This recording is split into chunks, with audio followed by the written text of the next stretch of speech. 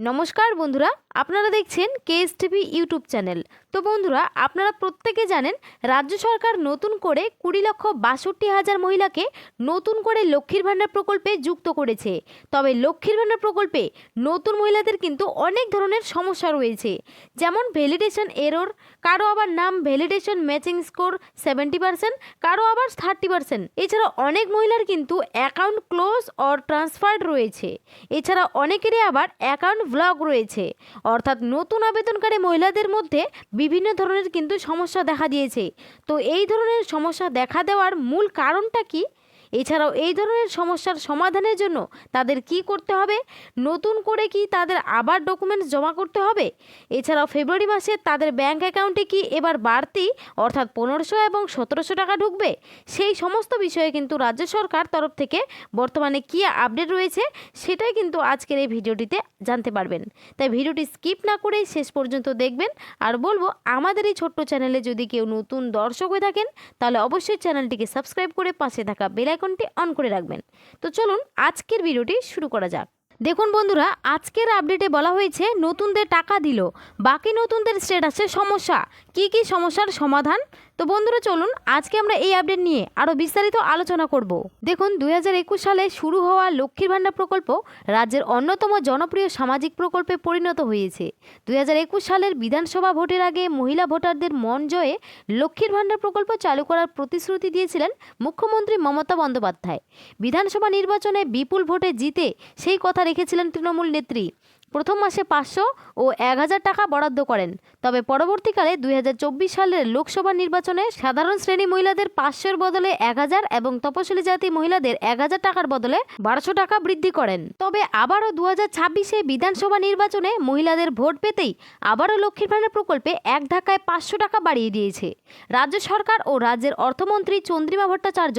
রাজ্য বাজেটে ঘোষণা অনুযায়ী সাধারণ শ্রেণীর মহিলারা এবার প্রতি মাসেই 1500 টাকা এবং তপশিলি জাতি মহিলারা 1700 টাকা করে অ্যাকাউন্টে পাবে এবং এই টাকা ফেব্রুয়ারি মাসে ঢুকবে। এবং শুধু তাই নয়, রাজ্যের অর্থমন্ত্রীর চন্দ্রিমা ভট্টাচার্যের ঘোষণা অনুযায়ী নতুন করে আরও 20,62,000 মহিলাকে লক্ষ্মীর ভাণ্ডার প্রকল্পে আওতায় আনা হয়েছে, যারা গত 2025 সালে দুয়ারে সরকার ক্যাম্পে কিংবা ব্লক অফিসে আবেদনপত্র জমা করেছিল।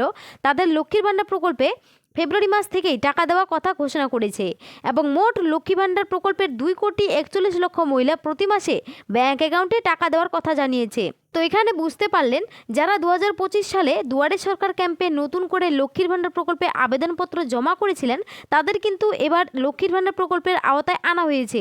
মোট 20,62,000 মহিলাকে কিন্তু লক্ষ্মীর ভাণ্ডার প্রকল্পে নতুন করে যুক্ত করেছে এবং তাদের ফেব্রুয়ারি মাস থেকে কিন্তু ব্যাংক অ্যাকাউন্টে টাকা দেওয়ার কথা উল্লেখ করেছে। মোট এখন থেকে কিন্তু 2,41,00,000 মহিলা প্রতি মাসে কিন্তু 1500 এবং 1700 টাকা করে পাবে। তাই রাজ্য সরকারের তরফে সমস্ত নতুন আবেদনকারী মহিলাদের তথ্য যাচাই প্রক্রিয়া শুরু হয়েছে। তবে এরই মধ্যে বহু নতুন আবেদনকারী মহিলাদের বিভিন্ন ধরনের সমস্যা দেখা দিয়েছে। অনেক নতুন আবেদনকারী মহিলাদের স্ট্যাটাসে ভ্যালিডেশন এরর এবং অ্যাকাউন্ট ভ্যালিডেশন ফেইল্ড অথবা account close, no search your account ইত্যাদি সমস্যা দেখা দিয়েছে। এই সমস্যাগুলির প্রধান কারণগুলি নিচে উল্লেখ করা হলো।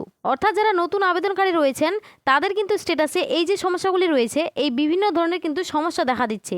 এর জন্য কিন্তু তারা অনেক চিন্তায় রয়েছে যে তাদের কি ফেব্রুয়ারি মাসের এই টাকা ঢুকবে না। তো এই সমস্যাগুলির প্রধান কারণগুলি কি সেগুলো এখন আমরা দেখে নেব। চলুন দেখুন, ভ্যালিডেশন এররের প্রধান কারণসমূহ বলেছে। ব্যাংক আধার অমিল, ব্যাংকে দেওয়া নামের সাথে আধার কার্ডের নামের বানান বা তথ্যের অমিল।